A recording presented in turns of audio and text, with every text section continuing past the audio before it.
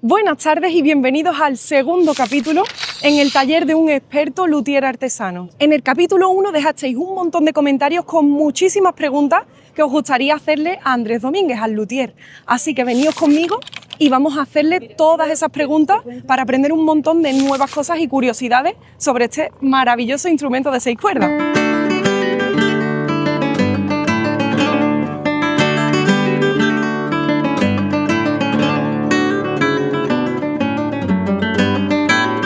Bueno, vamos a empezar con las preguntas que habéis hecho en un montón de comentarios en el primer capítulo, que las tengo todas aquí.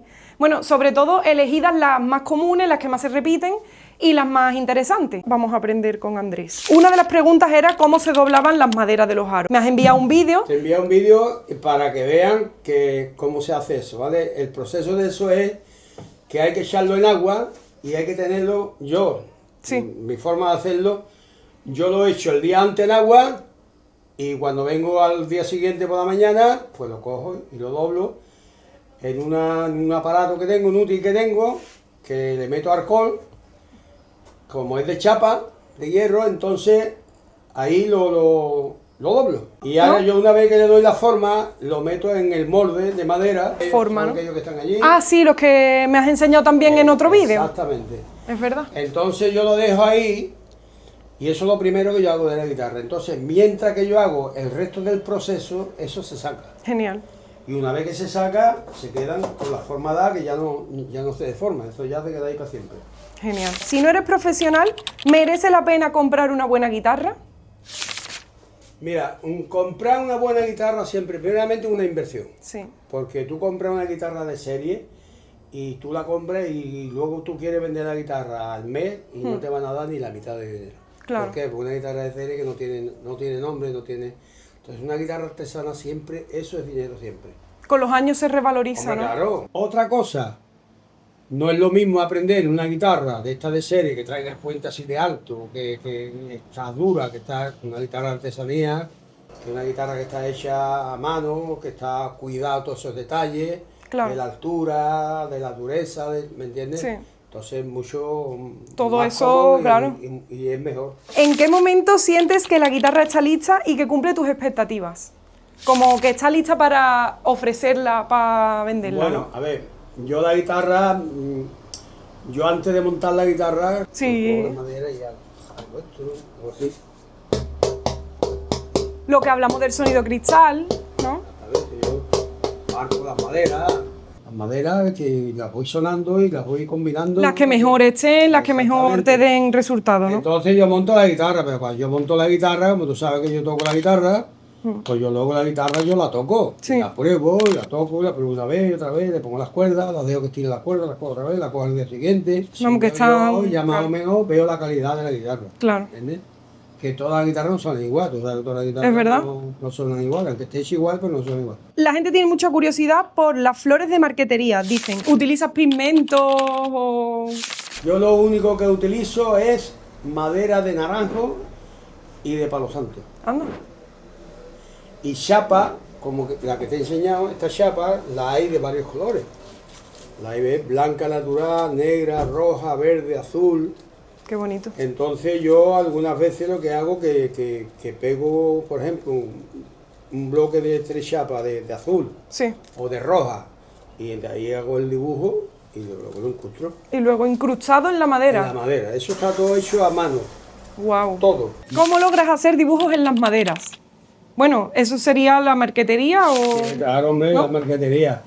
Por eso yo lo hago en papel, ¿vale? Primero imaginas, ¿no? Un boceto, ¿no? Sí, claro, yo... Lo que quieres hacer, ¿no? Yo cojo y dibujo en papel lo que es la circunferencia de la boca. Corto y lo pego en la madera, ¿vale? Y ahora yo con esto... Ah, vas y haciendo mis ya... manos, tigri, piececita. Trabajazo. Tú ves las piececitas tan chicas como son, ¿ves? Y luego chicas que son las piezas.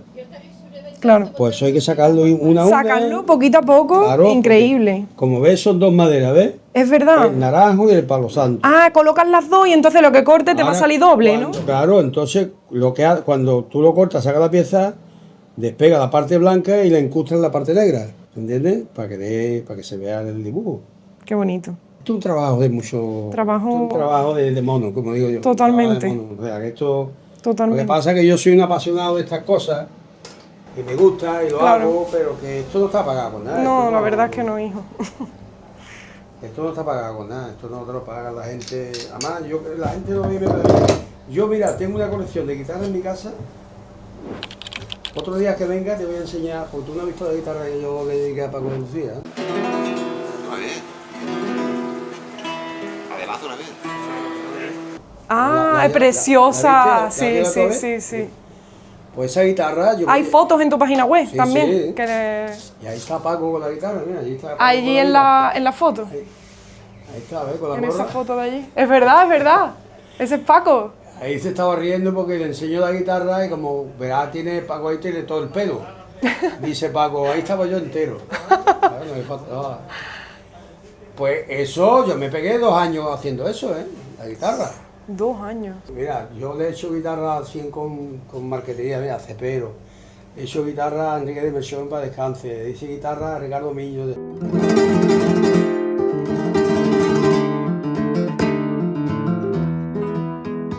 Ricardo tiene una... Con la cabeza de la mujer, esa guitarra. Eso lo hiciste tú, ¿no? Esa guitarra. Impresionante. Pondré fotos.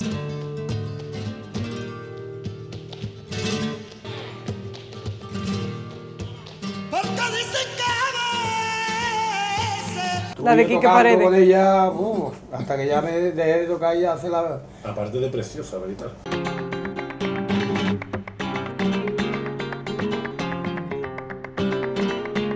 Porque andaba detrás mío con la guitarra y decía que no, coño, pues antes déjame que yo... Bueno, digo, el día que yo me retire, y se la di.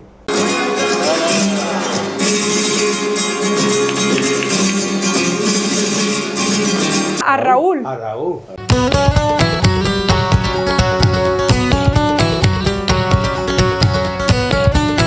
Gran Hice músico. 2. Trajo uno que le compró, le regaló a la madre allí en Cuba y le hice uno igual que ese y después le hice uno que fue una creación, que eso no...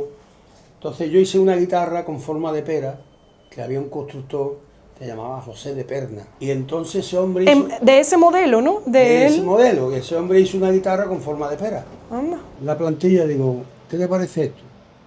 Sí, mira. Entonces le hice el 3 cubano con forma de pera. Cuanto más navego, más grande es el mar. Que yo creo que él le llama el 3 flamenco, ¿no? Porque eso fue un invento Sí, vuestro. un invento, le pusimos el 3 flamenco. Un invento total. Sí. Y no ves, tío, va con el 3 por ahí, tío, un fenómeno, ¿eh? Es increíble. Me encanta. Me encanta. clases. A Paola le encanta. Y todo el mundo le pregunta, ¿y esto qué? Cuando va con músicos de estos, músicos modernos. Sí, todo rock, flipan, y es que llega ahí con el es que es impresionante, es que toca por Siguirilla con eso, que te caes de espalda. Por rajea, por soleá y toca todo.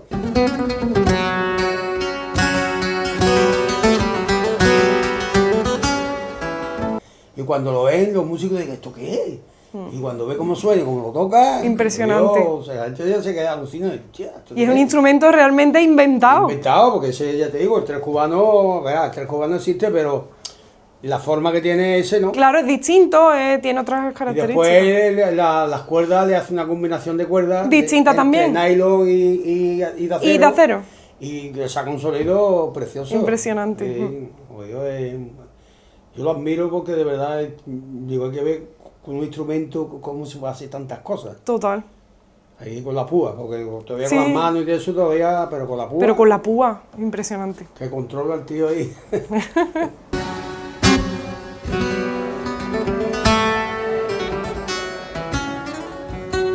La gente pregunta por las luces que tienes en el techo, que si esto influye para curar las maderas. No, son luces LED, que las luces LED, tú sabes, que dan un montón de reflejo, eso. no te molestan a la Ah, es vista, verdad, por el reflejo te vienen bien, ¿verdad? no te molesta la vista y entonces Viene bien para... las maderas se curan ahí, por gas. Ahí que le den el aire, que le dé la calor, que le dé el frío, que le dé... Más o menos una temperatura estable. Lo que no te puede tener, por ejemplo, hoy está a 40 y mañana ponerla a 20, 18. claro. Entonces hay que mantener más o menos, entre 25 26 Una estabilidad. grados y una humedad del 50 al 60%. Que a mucha gente me han dicho que compran la guitarra en un sitio, luego la meten en el coche y cuando llegan a su casa se ha rajado. Claro, porque es que lo que yo siempre lo digo aquí, cada vez que viene alguien a comprarme una guitarra o lo que sea, le digo, no se te vaya a ocurrir jamás en tu vida de meter en verano sobre en la maleta del coche, la guitarra. Eso es. En el maletero, malo. Porque ahí se acumula una temperatura de Una calor. 80, 90, 100 grados. Claro, Entonces, eso es madera, claro, y eso está pegado con cola. claro. Entonces las maderas, mientras tú las tienes ahí, las puedes tener toda la vida, que eso Que no te pasa va a nada. mantener ahí para toda la Perfecto. vida. Ahora, una vez que ya tú la haces aquí, por ejemplo, esto es una pieza que es recta, mira la forma que yo le he dado.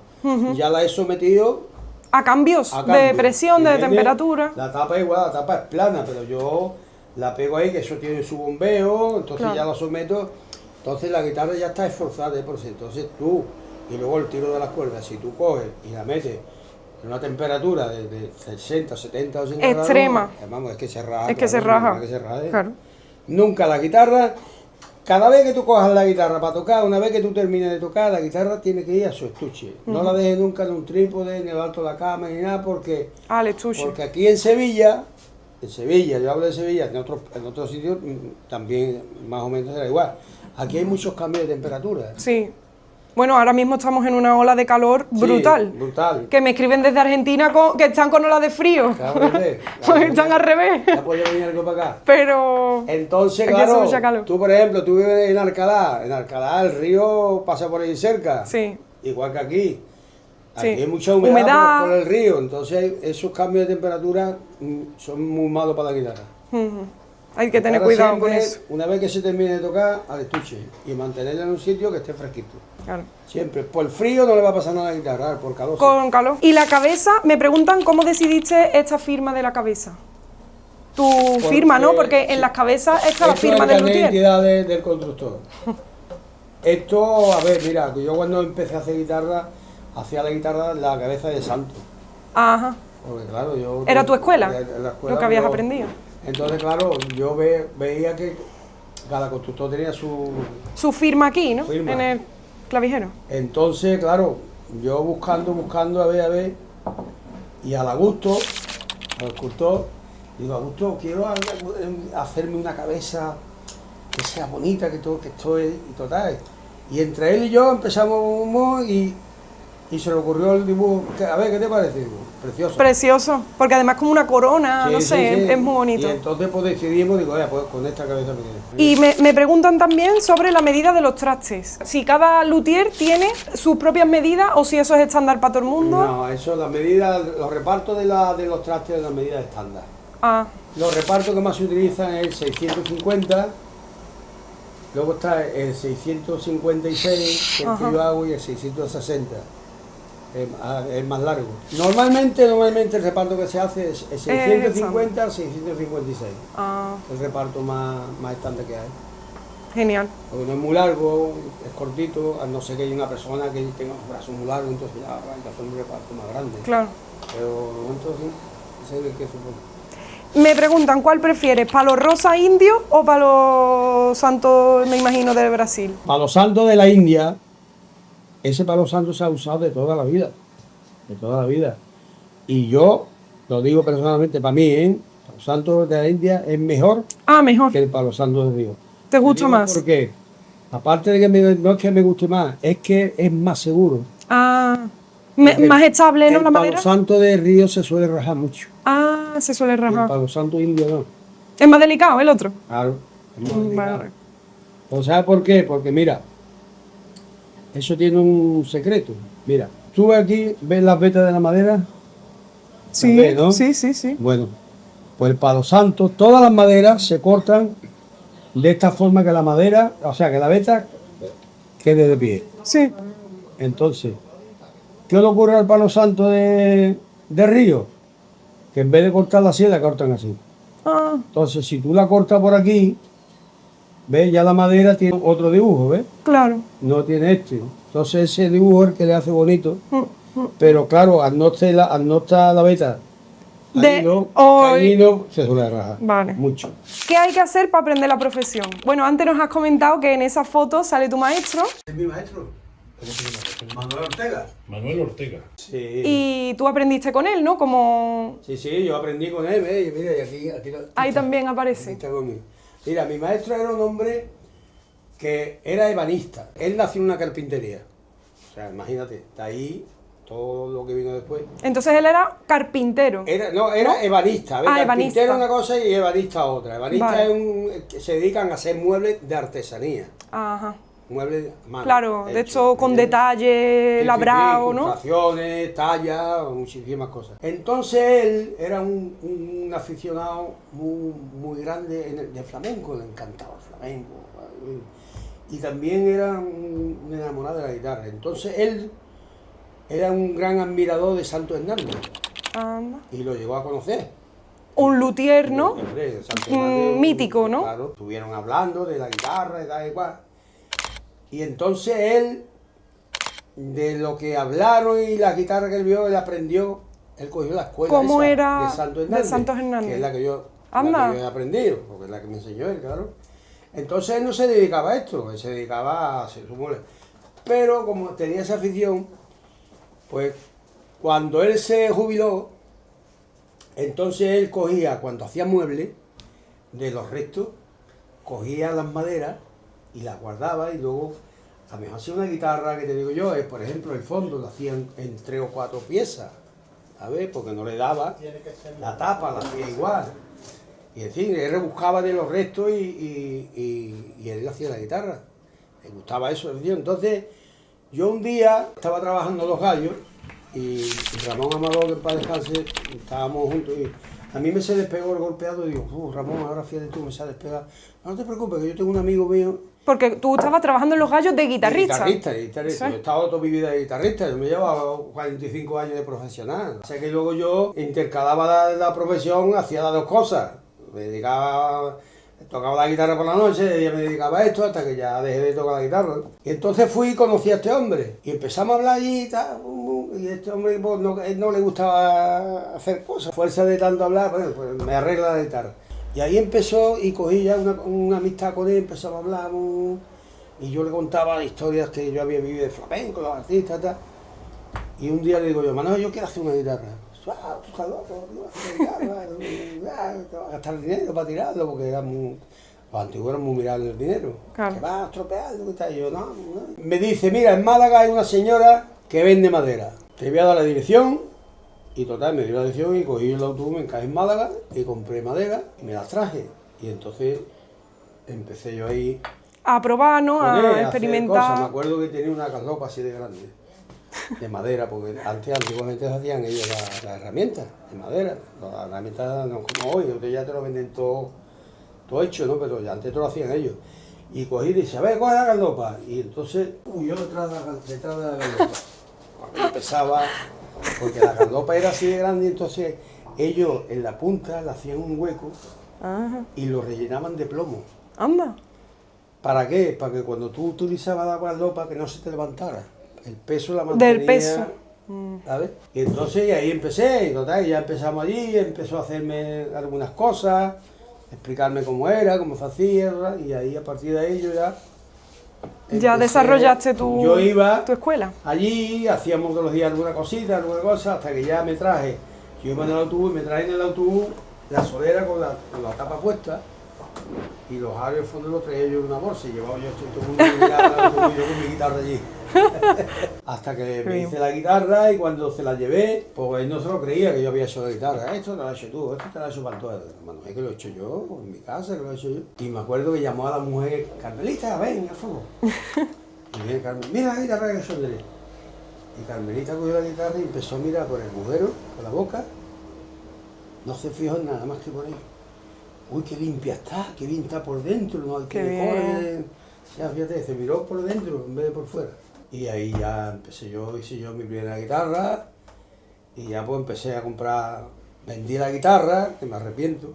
Pero Oh, bueno. no tenía más remedio porque no tenía dinero. Claro, es que entonces, tenía pues, que empezar. Tenía que comprar madera, entonces la vendí y ya Qué empecé bien. ahí, y ahí ya, Qué bonito. hasta que me metí ya Hasta hoy. Bueno, Andrés, pues Va. muchísimas gracias, nos veremos. Antes de barnizarla, la vamos a ver antes de barnizarla. Ah, bien, bien, bien. Ya terminar antes y después ya la vemos ya barnizada con las cuerdas puestas. Perfecto. Ya sonamos, a ver la sorpresa que nos llevamos. Genial. Y si os ha gustado, no olvidéis suscribiros, dar me gusta, comentarme todas las preguntas que tengáis para el próximo vídeo, que va a haber un capítulo 3 antes de barnizar.